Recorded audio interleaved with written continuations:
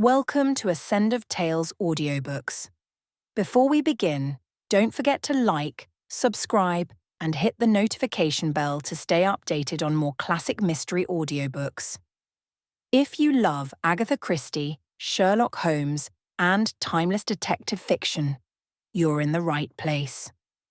Tonight, we present The Edge, a powerful psychological short story by Agatha Christie, originally published in 1927.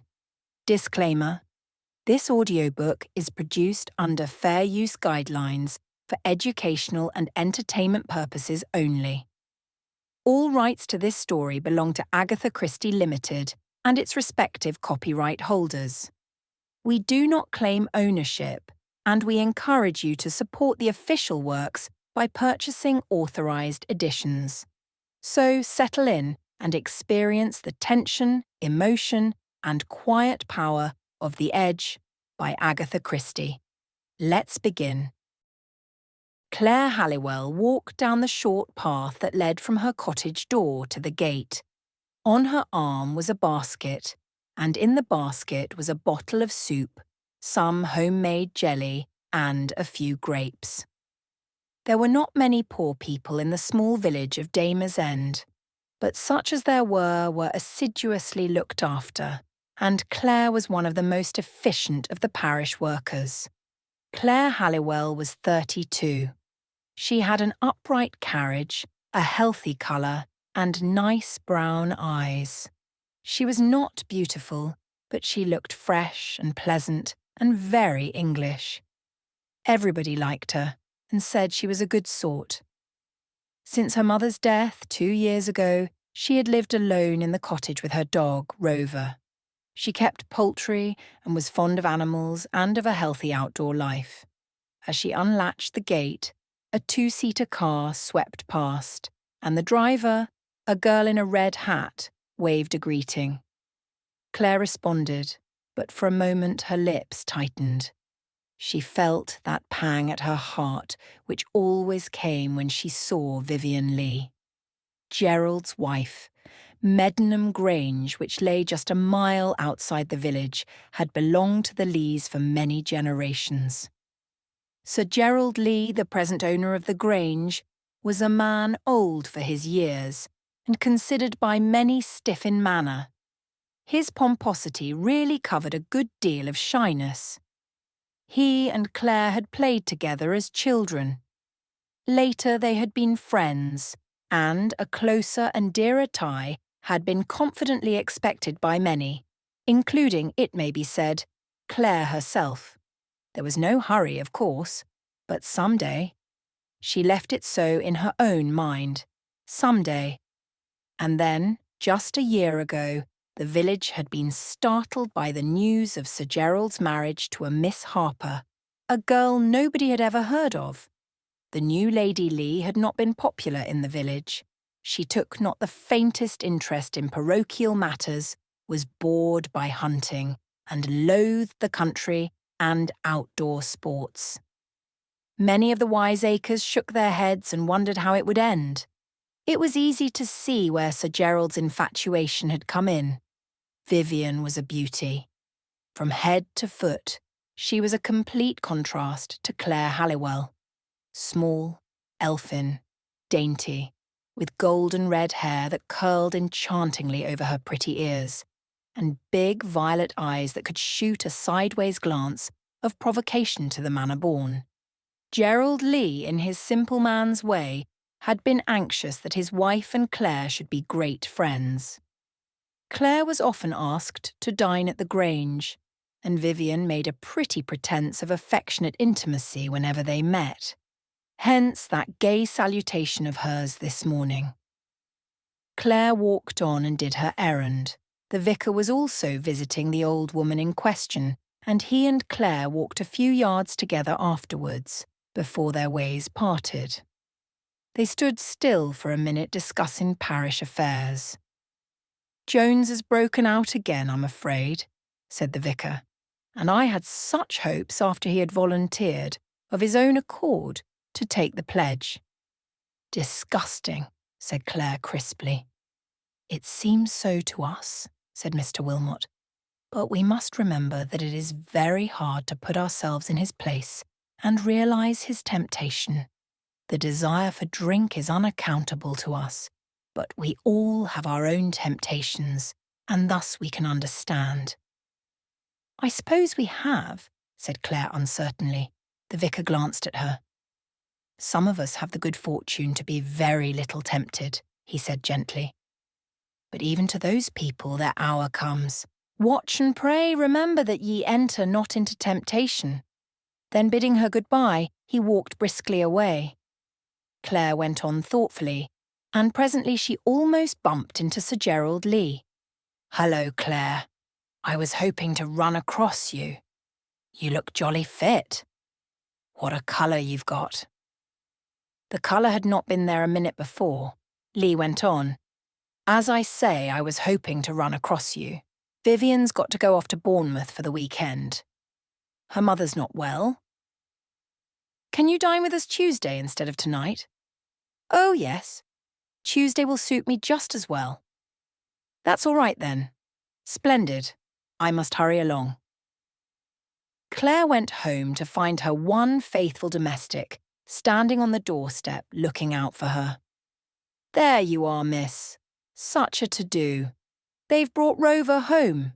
He went off on his own this morning, and a car ran clean over him." Claire hurried to the dog's side.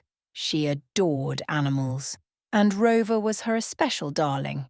She felt his legs one by one and then ran her hands over his body. He groaned once or twice and licked her hand. "If there's any serious injury, it's internal," she said at last. "No bones seem to be broken. Shall we get the vet to see him, miss?" Claire shook her head. She had little faith in the local vet. "We'll wait until tomorrow. He doesn't seem to be in great pain, and his gums are a good colour, so there can't be much internal bleeding. Tomorrow, if I don't like the look of him, I'll take him over to Skippington in the car and let Reeves have a look at him. He's far and away the best man." On the following day, Rover seemed weaker, and Claire duly carried out her project. The small town of Skippington was about 40 miles away. A long run, but Reeves, the vet there, was celebrated for many miles round. He diagnosed certain internal injuries, but held out good hopes of recovery, and Claire went away quite content to leave Rover in his charge.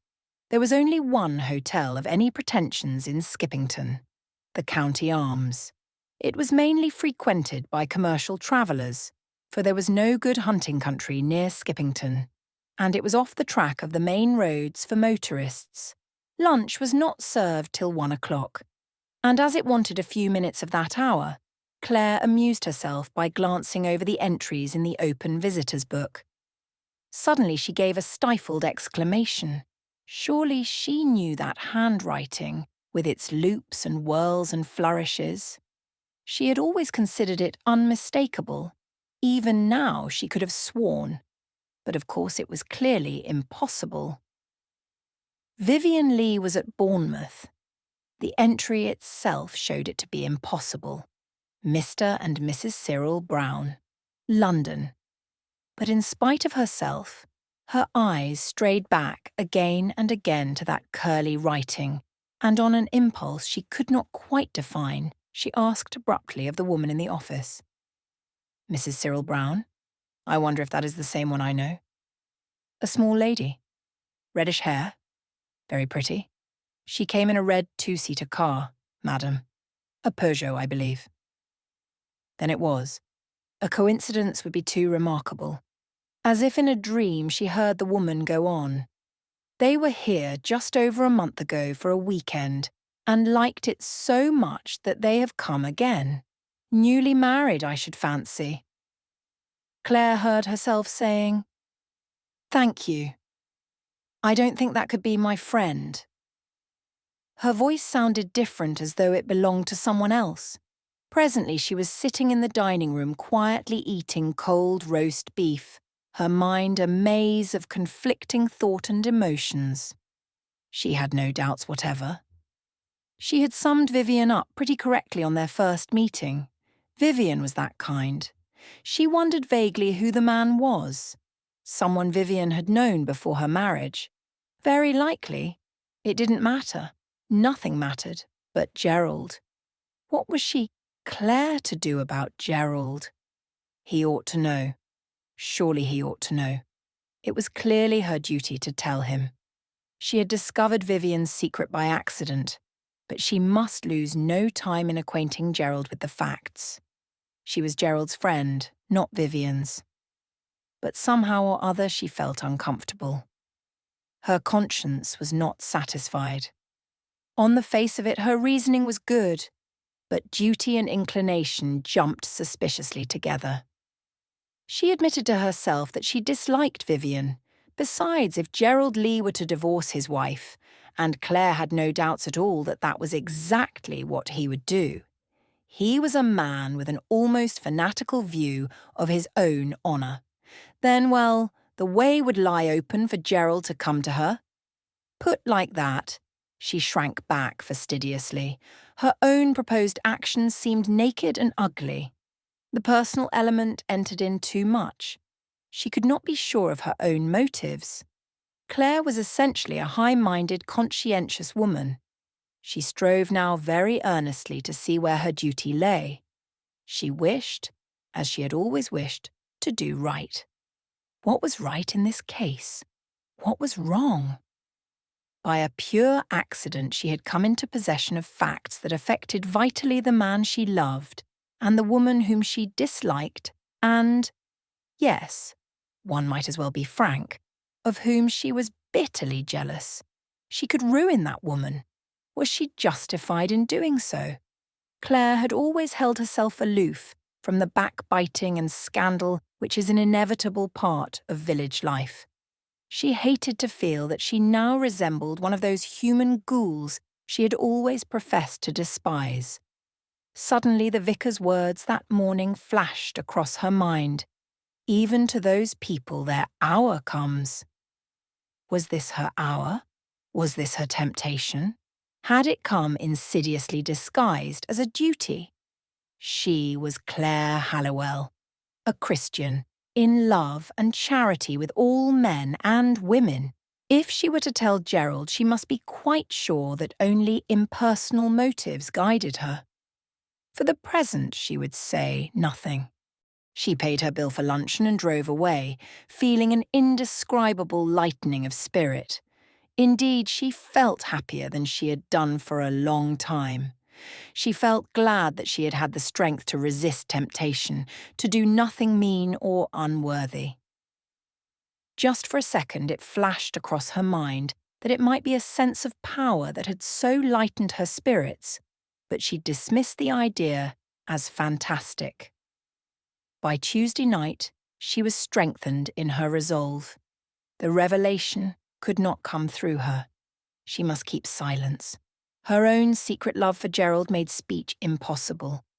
Rather a high-minded view to take, perhaps, but it was the only one possible for her.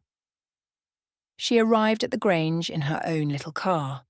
Sir Gerald's chauffeur was at the front door to drive it round to the garage after she had alighted, as the night was a wet one. He had just driven off when Claire remembered some books which she had borrowed and had brought with her to return. She called out, but the man did not hear her. The butler ran out after the car. So, for a minute or two, Claire was alone in the hall, close to the door of the drawing-room, which the butler had just unlatched prior to announcing her. Those inside the room, however, knew nothing of her arrival, and so it was that Vivian's voice, high-pitched, not quite the voice of a lady, rang out clearly and distinctly. "Oh, we're only waiting for Claire Halliwell. You must know her, lives in the village, supposed to be one of the local belles, but frightfully unattractive, really." She tried her best to catch Gerald, but he wasn't having any. "Oh, yes, darling." This in answer to a murmured protest from her husband. She did. You mayn't be aware of the fact, but she did her very utmost. Poor old Claire. A good sort, but such a dump.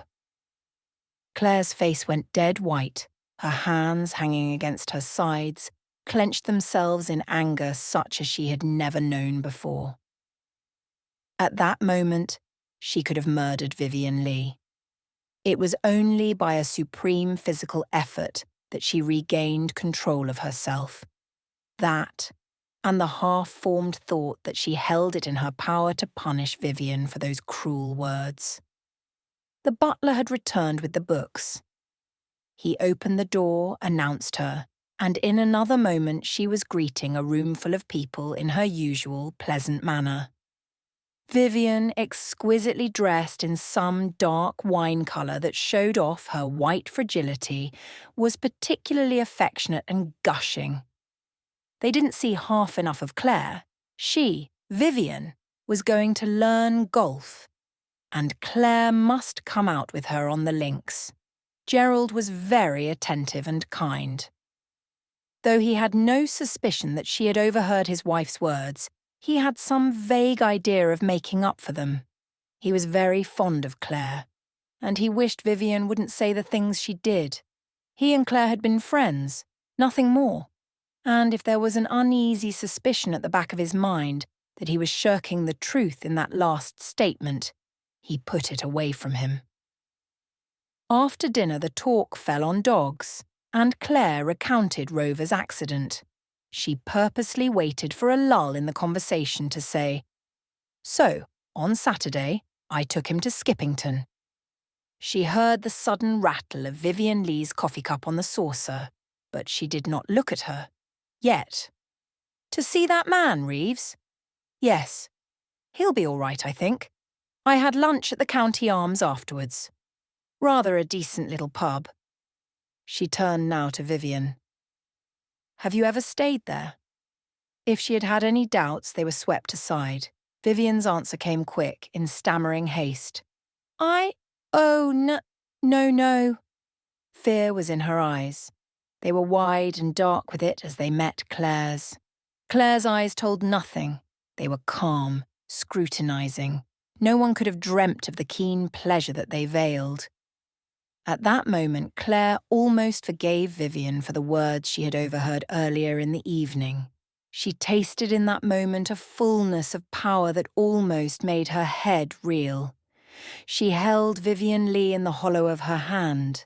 The following day, she received a note from the other woman. Would Claire come up and have tea with her quietly that afternoon? Claire refused. Then Vivian called on her. Twice she came at hours when Claire was almost certain to be at home. On the first occasion, Claire really was out.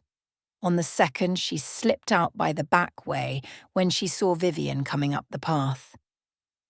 "She's not sure yet whether I know or not," she said to herself.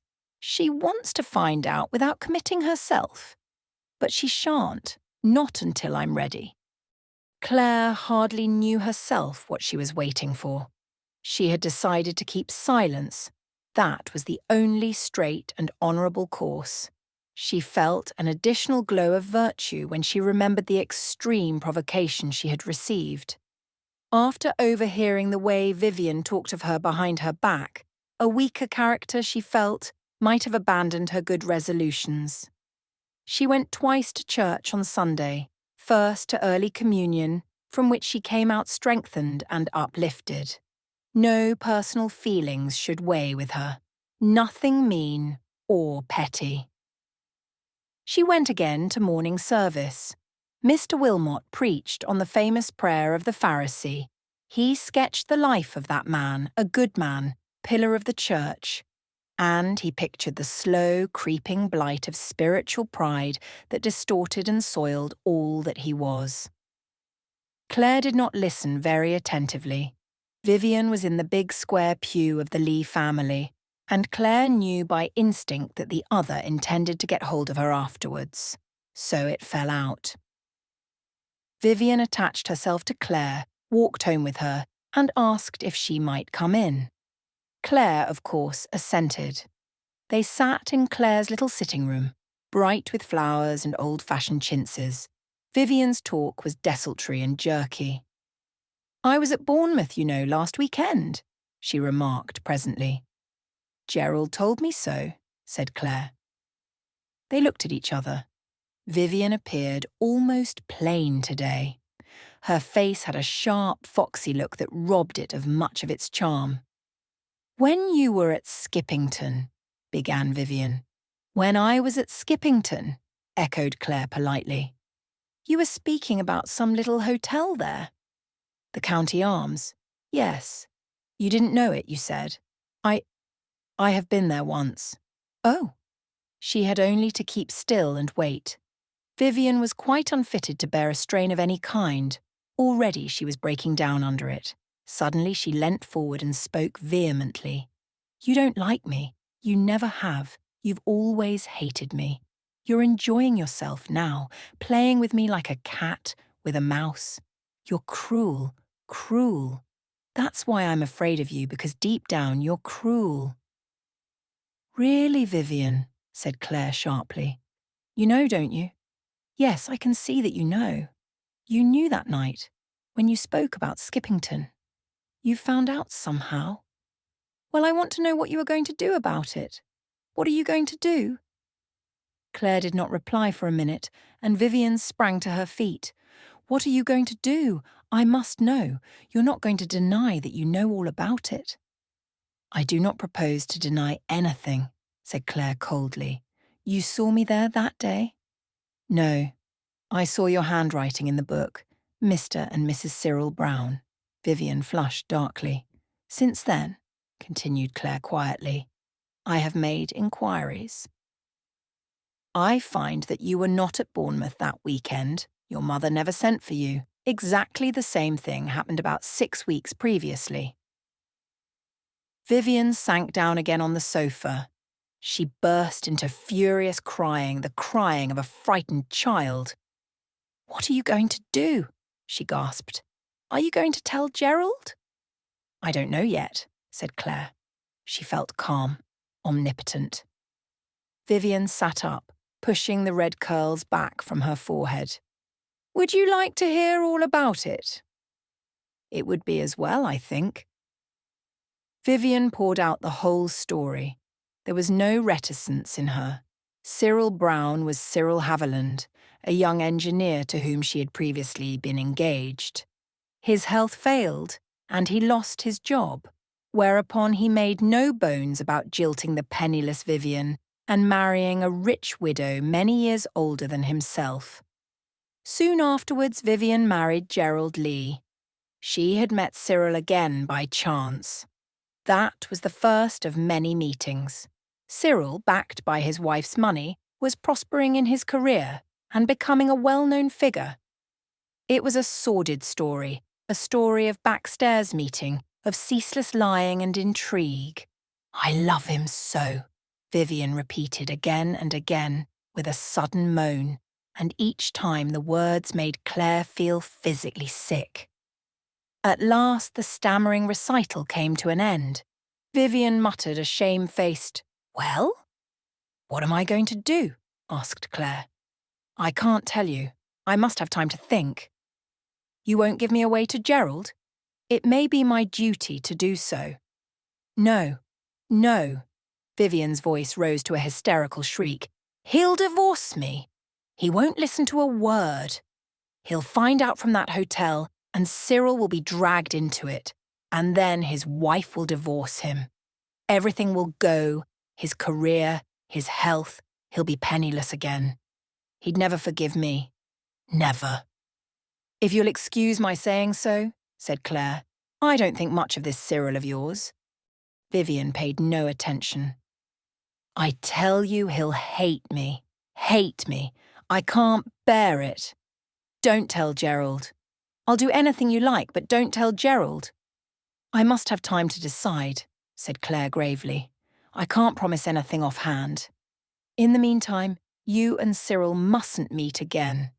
"No, no, we won't. I swear it." "When I know what's the right thing to do," said Claire, "I'll let you know."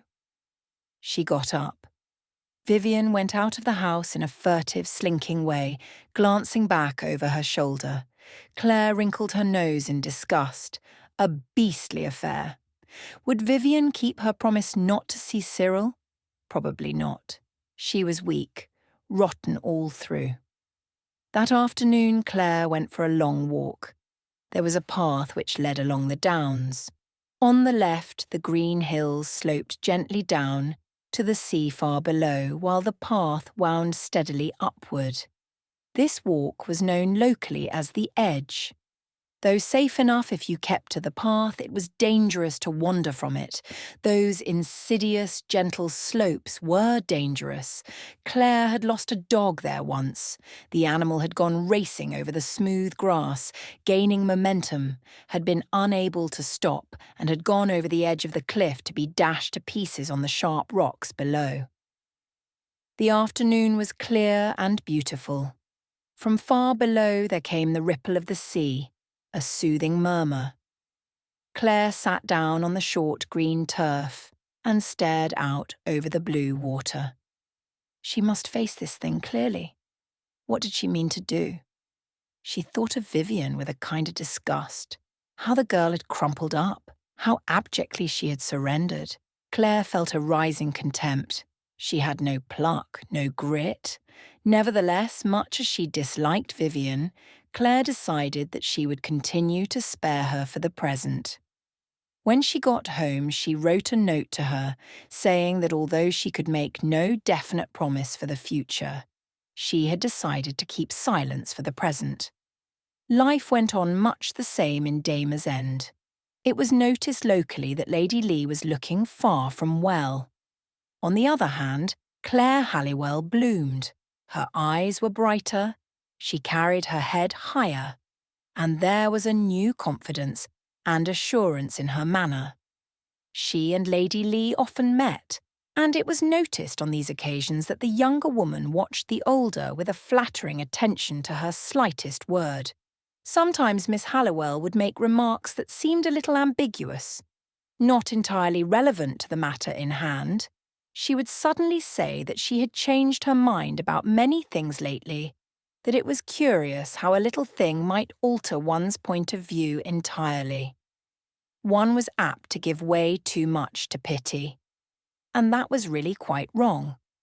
When she said things of that kind, she usually looked at Lady Lee in a peculiar way, and the latter would suddenly grow quite white and look almost terrified. But as the year drew on, these little subtleties became less apparent. Claire continued to make the same remarks, but Lady Lee seemed less affected by them. She began to recover her looks and spirits. Her old gay manner returned. One morning, when she was taking her dog for a walk, Claire met Gerald in a lane. The latter's spaniel fraternised with Rover, while his master talked to Claire. "Heard our news?" he said buoyantly. "I expect Vivian's told you." "What sort of news? Vivian hasn't mentioned anything in particular." "We're going abroad. For a year. Perhaps longer. Vivian's fed up with this place. She never has cared for it, you know." He sighed. For a moment or two he looked downcast. Gerald Lee was very proud of his home. "Anyway, I've promised her a change. I've taken a villa near Algiers. A wonderful place, by all accounts." He laughed a little self-consciously. "Quite a second honeymoon, eh?" For a minute or two Claire could not speak. Something seemed to be rising up in her throat and suffocating her. She could see the white walls of the villa, the orange trees, smell the soft, perfumed breath of the south. A second honeymoon. They were going to escape. Vivian no longer believed in her threats. She was going away, carefree, gay, happy. Claire heard her own voice, a little hoarse in timbre, saying the appropriate things. How lovely. She envied them. Mercifully, at that moment, Rover and the spaniel decided to disagree. In the scuffle that ensued, further conversation was out of the question. That afternoon, Claire sat down and wrote a note to Vivian. She asked her to meet her on the Edge the following day, as she had something very important to say to her. The next morning dawned bright and cloudless. Claire walked up the steep path of the Edge with a lightened heart. What a perfect day. She was glad that she had decided to say what had to be said out in the open, under the blue sky instead of in her stuffy little sitting room.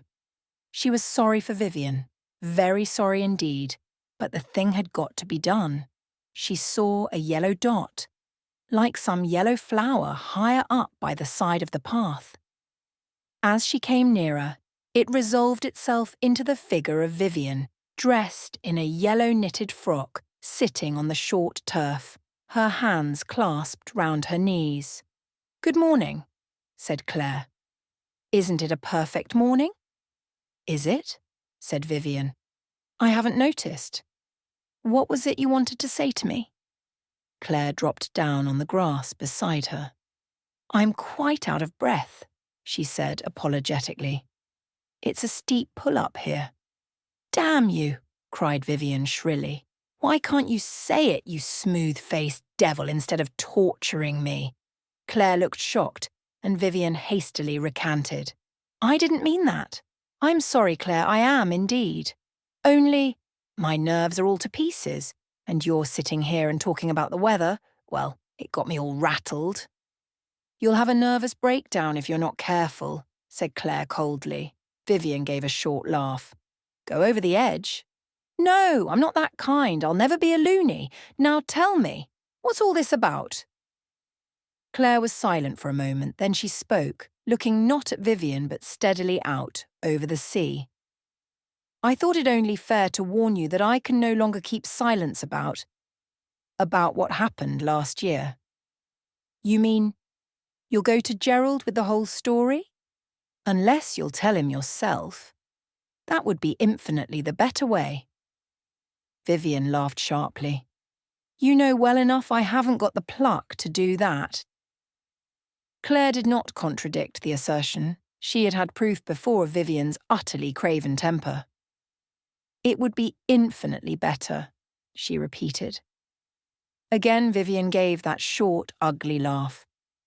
"It's your precious conscience, I suppose, that drives you to do this," she sneered. "I dare say it seems very strange to you," said Claire quietly. "But it honestly is that." Vivian's white, set face stared into hers. "My God," she said, "I really believe you mean it too. You actually think that's the reason." "It is the reason." "No, it isn't. If so, you'd have done it before. Long ago." "Why didn't you?" "No, don't answer. I'll tell you. You got more pleasure out of holding it over me. That's why. You like to keep me on tenterhooks and make me wince and squirm. You'd say things, diabolical things, just to torment me and keep me perpetually on the jump. And so they did for a bit, till I got used to them." "You got to feel secure," said Claire. "You saw that, didn't you? But even then you held back, enjoying your sense of power. But now we're going away, escaping from you, perhaps even going to be happy. You couldn't stick that at any price. So your convenient conscience wakes up." She stopped, panting. Claire said, still very quietly, "I can't prevent your saying all these fantastical things, but I can assure you they're not true." Vivian turned suddenly and caught her by the hand. "Claire, for God's sake, I've been straight. I've done what you said. I've not seen Cyril again. I swear it." "That's nothing to do with it. Claire, haven't you any pity, any kindness? I'll go down on my knees to you." "Tell Gerald yourself. If you tell him, he may forgive you." Vivian laughed scornfully. "You know Gerald better than that. He'll be rabid, vindictive. He'll make me suffer. He'll make Cyril suffer. That's what I can't bear. Listen, Claire, he's doing so well. He's invented something. Machinery, I don't understand about it, but it may be a wonderful success. He's working it out now. His wife supplies the money for it, of course. But she's suspicious, jealous. If she finds out, and she will find out if Gerald starts proceedings for divorce, she'll chuck Cyril, his work, everything. Cyril will be ruined." "I'm not thinking of Cyril," said Claire. "I'm thinking of Gerald. Why don't you think a little of him, too?" "Gerald? I don't care that—" She snapped her fingers for Gerald. "I never have. We might as well have the truth now we're at it. But I do care for Cyril. I'm a rotter through and through, I admit it. I dare say he's a rotter too. But my feeling for him, that isn't rotten. I'd die for him, do you hear? I'd die for him." "That is easily said," said Claire derisively. "You think I'm not in earnest? Listen, if you go on with this beastly business, I'll kill myself. Sooner than have Cyril brought into it and ruined, I'd do that." Claire remained unimpressed.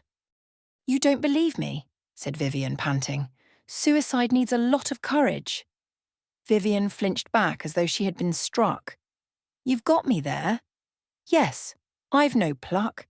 If there were an easy way—" "There's an easy way in front of you," said Claire. "You've only got to run straight down that green slope. It would be all over in a couple of minutes. Remember that child last year?" "Yes," said Vivian thoughtfully. "That would be easy. Quite easy if one really wanted to." Claire laughed. Vivian turned to her. "Let's have this out once more. Can't you see that by keeping silence as long as you have, you've no right to go back on it now? I'll not see Cyril again. I'll be a good wife to Gerald, I swear I will. Or I'll go away and never see him again, whichever you like." "Claire." Claire got up. "I advise you," she said, "to tell your husband yourself. Otherwise, I shall." "I see," said Vivian softly. "Well, I can't let Cyril suffer." She got up, stood still as though considering for a minute or two, then ran lightly down to the path, but instead of stopping, crossed it and went down the slope. Once she half turned her head and waved a hand gaily to Claire, then she ran on gaily, lightly, as a child might run, out of sight. Claire stood petrified. Suddenly she heard cries, shouts, a clamour of voices, then silence. She picked her way stiffly down to the path. About 100 yards away, a party of people coming up. It had stopped. They were staring and pointing. Claire ran down and joined them. "Yes, miss. Someone's fallen over the cliff. 2 men have gone down to see." She waited. Was it an hour or eternity or only a few minutes? A man came toiling up the ascent. It was the vicar in his shirt sleeves. His coat had been taken off to cover what lay below. "Horrible," he said. His face was very white. Mercifully, death must have been instantaneous. He saw Claire and came over to her. "This must have been a terrible shock to you. You were taking a walk together, I understand." Claire heard herself answering mechanically. "Yes." They had just parted. No, Lady Lee's manner had been quite normal. One of the group interposed the information that the lady was laughing and waving her hand. A terribly dangerous place. There ought to be a railing along the path. The vicar's voice rose again. "An accident. Yes, clearly an accident." And then suddenly Claire laughed. A hoarse, raucous laugh that echoed along the cliff. "That's a damned lie," she said. "I killed her." She felt someone patting her shoulder. A voice spoke soothingly. There, it's all right. You'll be all right presently." But Claire was not all right presently. She was never all right again. She persisted in the delusion, certainly a delusion, since at least 8 persons had witnessed the scene, that she had killed Vivian Lee. She was very miserable till Nurse Lauriston came to take charge. Nurse Lauriston was very successful with mental cases. "Humour them, poor things," she would say comfortably. So she told Claire that she was a wardress from Pentonville Prison. Claire's sentence, she said, had been commuted to penal servitude for life. A room was fitted up as a cell. "And now I think we shall be quite happy and comfortable," said Nurse Lauriston to the doctor. "Round-bladed knives, if you like, doctor, but I don't think there's the least fear of suicide. She's not the type. Too self-centred. Funny how those are often the ones who go over the edge most easily." Thank you for listening to Ascend of Tales audiobooks. We hope you are moved by The Edge, a story that proves Agatha Christie's talent goes far beyond the whodunit. What did you think of the ending? Let us know your thoughts in the comments. Before you go, remember to like, subscribe, and share this audiobook with fellow lovers of psychological fiction and classic literature. Your support helps us bring more timeless stories to life. More Agatha Christie stories and classic literary gems are coming soon. Hit the notification bell so you never miss an episode. Until next time, stay curious. And remember, the sharpest mysteries are the ones hidden within.